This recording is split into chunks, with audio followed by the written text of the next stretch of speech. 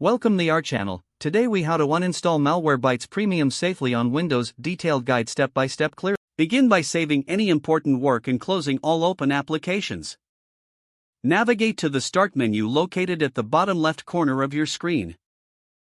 Click on the gear icon to access the Settings menu.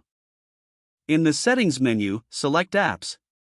Scroll through the list of installed apps until you find Malwarebytes Premium. Click on Malwarebytes Premium to reveal the Uninstall option. Select Uninstall and confirm the action when prompted. The Malwarebytes uninstaller will launch on your screen.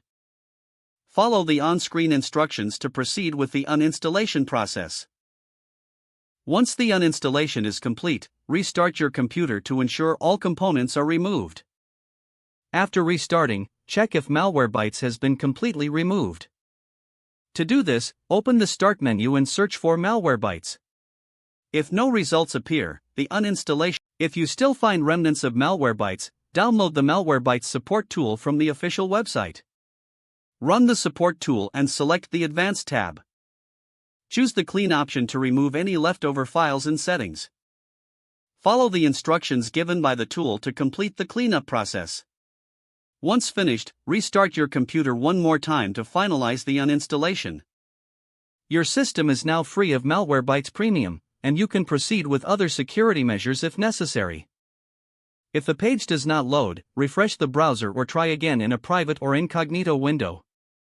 Make sure you are using the correct email address, then retype it carefully to avoid small typos.